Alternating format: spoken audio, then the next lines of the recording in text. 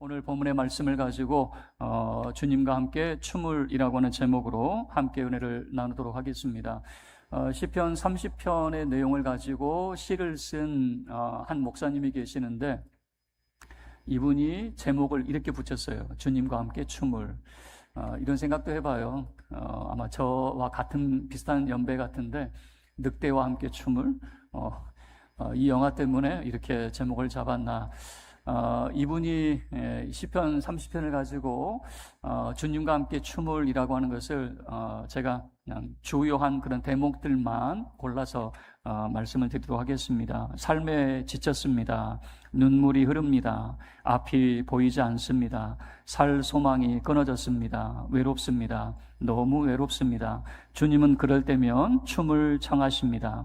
주님은 내 슬픔이 변하여 춤이 되게 하시고 내 베옷을 벗기시고 기쁨으로 띄우십니다. 지치고 눈물 흐르고 앞이 보이지 않고 살 소망이 없고 외로울 때 주님이 내민손은 나와 함께 춤을 추자라고 하는 주님의 그 내민손, 참 시적인 그런 표현 같아요.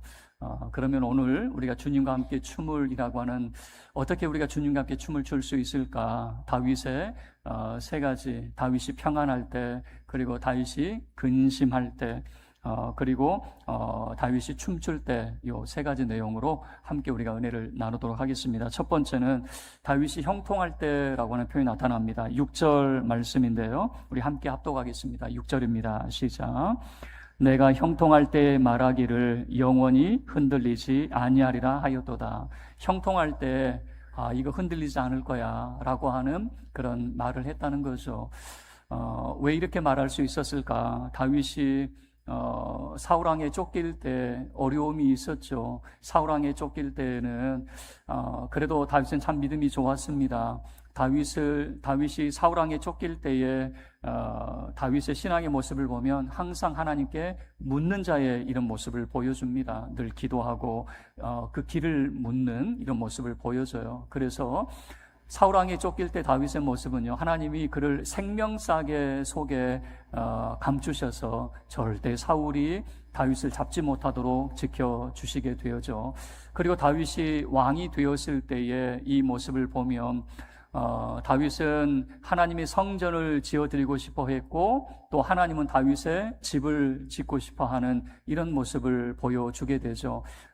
그리고 하나님의 성전을, 집을 짓고 싶어 했던 다윗의 그 신앙의 모습을 성경은 이렇게 말합니다. 다윗이 어디로 가든지 이기게 하시니라. 다윗은 왕이 되어서 무엇을 하든지 어디를 가든지 이기는 자의 이런 모습을 보여줘요. 그래서 다윗의 그런 군사력을 보게 되면 이제 사울왕과 군사력을 좀 비교를 해봐야 되겠죠. 사울이 처음에 왕이 되어서 요단강 건너편에 야베스라고 하는 곳에 암몬이 침략했을 때 야베스를 도와주는데, 그때 군사가 33만이었습니다. 33만의 군사가 동원이 되었어요. 그리고 나중에 사울왕이 블레셋과 싸울 때 무기를 이제 보여주는 게 뭐냐면은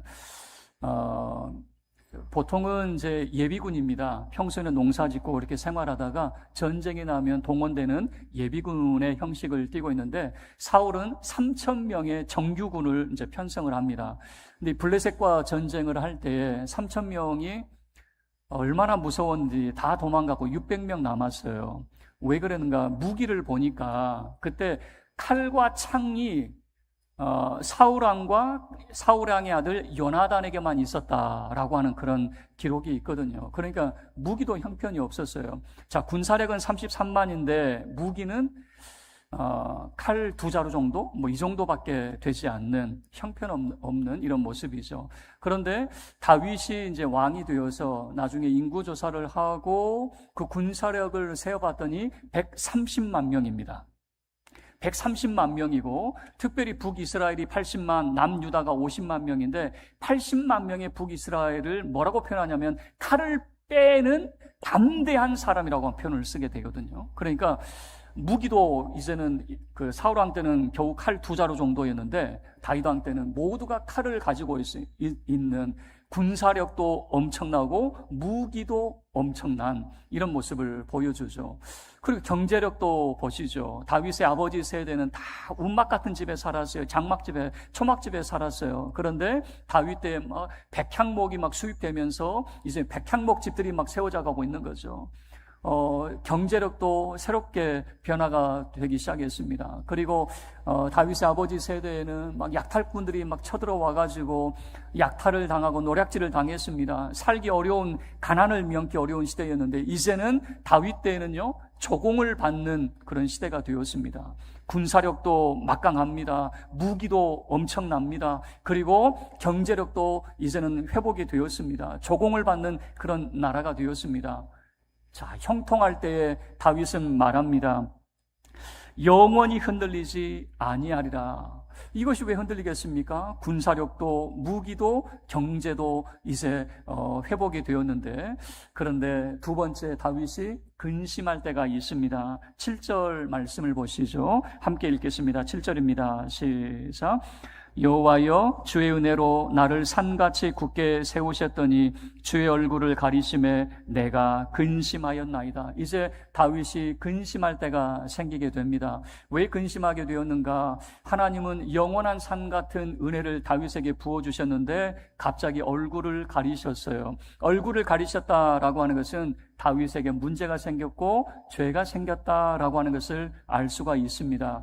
다윗은 크게 두 가지 죄를 우리가 알 수 있을 것 같아요. 첫 번째는 밧세바와의 이런 관계, 그리고 두 번째는 인구조사라고 하는 것을 알 수 있는데, 오늘 시편 23편은 사실 배경은 정확히 알 수가 없습니다. 자, 그런데 표제어를 보시면 뭐라고 소개가 되어 있냐면 다윗의 시, 곧 성전 낙성가라고 하는 표현이 되어 있습니다. 성전 낙성가. 그러면 성전 낙성가와 관련된 게 뭐냐면은 인구조사로 인해서 전염병이 퍼졌지만은 그 전염병이 멈추는 그 자리, 주의 사자를 만나는 그 자리, 다윗이 하나님께 용서를 받은 그 자리, 바로 그 자리가 성전이 세워지는 자리가 되잖아요. 그래서 성전 낙성가 시편 30편은 다윗이 인구조사를 하고 난 다음에 하나님께 용서받고 난 다음에 이 시를 쓰지 않았을까, 이렇게 대체적으로 생각을 하게 됩니다. 자, 그러면 인구조사와 관련되어서 다윗은 형통할 때 어떻게 했습니까? 늘 하나님께 묻는 자의 삶을 살았는데 인구조사 때는 묻지를 않아요. 그냥 고집을 피웁니다. 요압 장군이 나서서 반대를 하죠. 왜 인구조사를 합니까? 하나님이 더 크게 복을 주실 건데. 그런데 다윗이 평소 같으면 하나님께 묻고 내가 인구조사를 할까요 말까요 하겠는데 묻지도 않고 그냥 고집을 피워서 해 라고 하는 거죠. 여러분, 인구조사가 잘못되었을까요? 모세는 인구조사를 하죠. 그것도 2번씩이나 인구조사를 하죠. 하나님께서 허락하시는 것은 얼마든지 허용이 됩니다. 자, 그런데 지금 다윗은 하나님 앞에 묻지 않고 자기 고집을 피우고 있는 것이죠. 그래서 이 인구조사의 결과로 갓이라고 하는 선지자가 다윗이 범죄했다, 하나님 앞에 죄를 범했다라고 하는 것을 꼬집으면서 3가지 제안을 합니다. 이 3가지 중에 선택을 하시오라고 하는 거죠. 첫 번째, 7년 동안 기근이 있을 것이냐, 7년 기근. 두 번째, 3개월 동안 적군에게 쫓겨다닐 것이냐. 세 번째, 3일 동안 전염병을 겪을 것이냐. 셋 중에 하나를 선택하라. 우리 같으면은 선택 안 하면 안 됩니까? 이거 말고 안 됩니까? 그런데 어쨌든 선택을 해야 돼요. 이 셋 중에 하나. 다윗은 무엇을 선택했을까요? 세 번째, 3일의 전염병을 선택을 했어요. 왜 그런가? 우리는 한 번 겪은 것은 다시 겪고 싶지 않거든요. 다윗이 왕이 되어서 계속해서 3년 연속 기근을 겪은 적이 있어요. 3년 연속 기근이 얼마나 힘든 시간이다라고 하는 것을 다윗이 알고 있기 때문에 3년도 아니고 7년이면 우리 다 죽어요. 그래서 다윗이 그건 아닌 것 같아요. 자, 3달 동안 적군에게 쫓긴다. 아들 압살롬의 반역에 의해서 예루살렘을 맨발로 눈물을 흘리며 쫓겨나간 적이 있어요. 그 서러움이 얼마나 큰 서러움인지 알고 있어요. 2번 다시 그 서러움을 겪고 싶지 않아요. 여러분, 남자들은 꿈을 꿔도 군대 다녀온 꿈을 정말 싫어합니다. 제대했는데 저도 한동안 그 꿈이 얼마나 싫었는지 몰라요. 제대했는데 왜 다시 군대에 있는 꿈을 꿉니까? 남자들은 정말 싫어요. 그럼 여자들은 뭘 싫어하는가 봤더니 지금 남편과 다시 사는 거. 대체적으로 물어보면 지금 사는 남편과 우린 다음 생은 우리가 인정하지 않지만 혹시라도 다음 생에 이 남편을 다시 만난다면 다시 살겠습니까? 그러면은 한결같이 하시는 말씀이 고개를 절러요. 왜 그럴까요? 한번 경험해봤다 이겁니다. 한번 경험해본 것은 싫다라고 하는 거죠. 여러분, 우리는 한번 경험해본 것을 다시 해보고 싶은 마음은 없어요. 다윗도 아마 그래서인지 전염병을 선택합니다. 아마 3일이 짧은 기간이어서 그런지 모르겠지만은 3일의 전염병을 선택하는데 엄청난 재앙이 쏟아지게 됩니다. 이 3일 동안 무려 7만 명이 죽게 됩니다. 여러분, 7만 명은 이 인구 조사에 있어서 조사 대상은 누구냐면 전쟁에 나갈 수 있는 남자들만 계산을 하게 됩니다. 그러면 여기에 유아와 노인들, 여자들을 다 빼고 나면은 엄청난 숫자가 사실 죽어나간 겁니다. 남자만 7만 명이 죽어나간데, 그러면 이것이 무엇을 의미하게 되냐면, 지금 다윗이 인구 조사를 해서, 내 왕국의 군인들이 130만의 엄청난 군사들 7만 명이 죽어나간 것을 통해서, 이거 한순간에 물거품이 될 수 있다라고 하는 것을 뼈저리게 경험을 하게 되는 것입니다.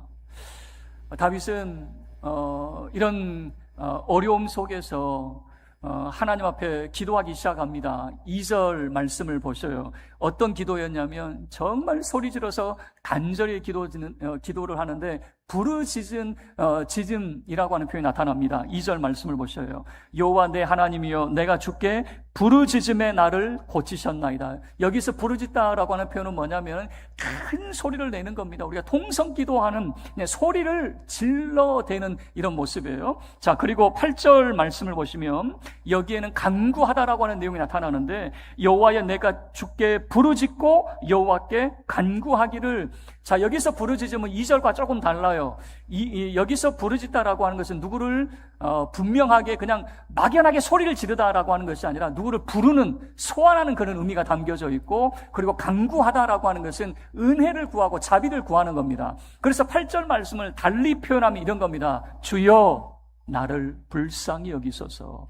2절은 그저 큰 소리를 내는 것이었다면 분명하게 8절 말씀은 주여, 나를 불쌍히 여기소서라고 하는 이런 기도를 하게 되었다라고 하는 거죠.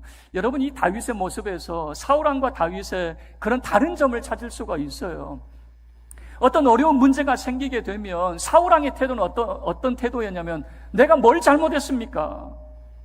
내가 나조차고 했습니까? 다 하나님을 위해서 하는 것이고 백성들 위한 선택이었지, 내가 뭘 잘못했습니까? 라고 하는 것이 사울왕의 태도였어요.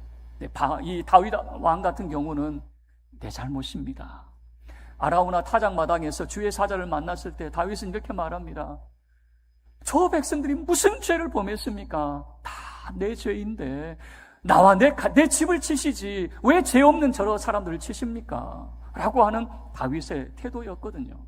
여러분, 다윗이 하나님 앞에 나를 불쌍히 여겨달라고 하는 이런 요청들을 보면 대부분의 사람들은 어려움이 생기면 이렇게 반응을 보여요. 대부분은 사울처럼 보입니다. 내가 도대체 뭘 잘못했습니까? 내가 지금까지 열심히 살아왔는데 왜 내게 이런 어려움이 있습니까? 라고 말하는데 다윗은 그렇지 않아요. 이런 어려움이 생겼을 때 내가 잘못했습니다. 저 사람들이 무슨 죄입니까? 남 탓하지 않습니다. 내 죄입니다. 라고 고백을 하게 되는 것이죠.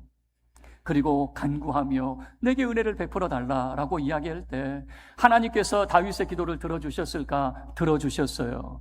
들으시는 하나님에 대한 이야기가 2절 말씀에 나를 고치셨나이다 라고 하는 표현으로 나타나죠. 뿐만 아니라 5절 말씀을 보셔요. 우리 함께 합독하겠습니다. 5절 시작. 그의 노염은 잠깐이요 그의 은총은 평생이로다. 저녁에는 울음이 깃들일지라도 아침에는 기쁨이 오리로다. 여기에서 대조가 나타나는데 잠깐이라고 하는 것과 평생이라고 하는 대조가 나타납니다. 잠깐은 뭐냐면 그냥 눈 깜짝할 사이 쓱 지나가는 것입니다. 근데 평생은 뭡니까? 항상 있는 것입니다.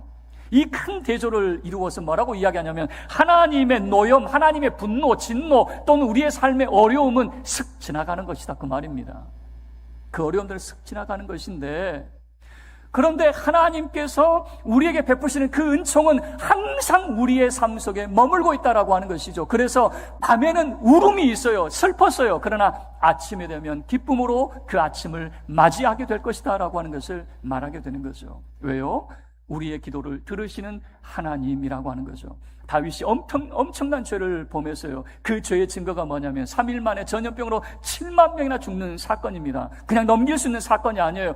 용서받을 수 없는 죄라고 말할 수 있어요. 그런데 하나님 앞에 나아갈 때에, 하나님 앞에 기도할 때에, 부르짖어 간구할 때에 하나님은 들으시더라라고 하는 것입니다. 여러분, 기도하는 자가 될 수 있기를 바랍니다.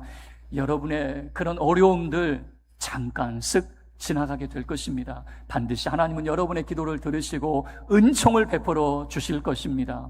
이제 마지막 다윗의 춤출 때라고 하는 것입니다. 11절 말씀을 보시죠. 우리 함께 합독하도록 하겠습니다. 11절입니다. 시작. 주께서 나의 슬픔이 변하여 내게 춤이 되게 하시며 나의 베옷을 벗기고 기쁨으로 띄우셨나이다.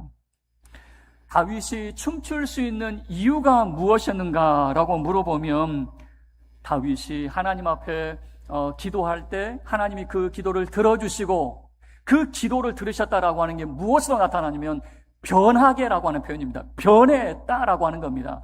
변하지 않았다면 춤출 수 있었을까요? 예루살렘을 향해서 칼을 빼어든 아라우나 타작마당에 주의 사자가 있었습니다. 만약에 그 칼이 예루살렘을 향했으면 예루살렘도 전염병에서 모든 사람이 죽어나갔을 거예요. 그러나 간절히 하나님 앞에 기도할 때에 하나님의 진노, 노여움이 풀리고 그 칼을 내려놓게 되는 것이죠.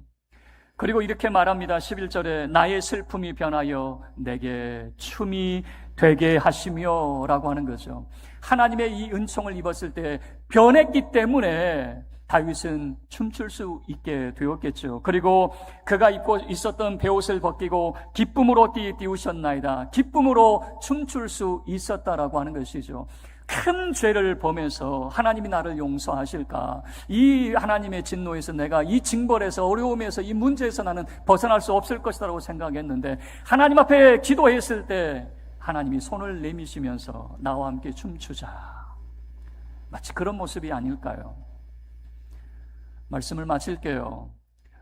주와 함께 춤을 세 가지 내용으로 살펴봤습니다. 다윗이 형통할 때 참 믿음 좋은 사람이었습니다. 그런데 근심할 때 보니까 그 믿음이 어디에 있는지 보이질 않아요.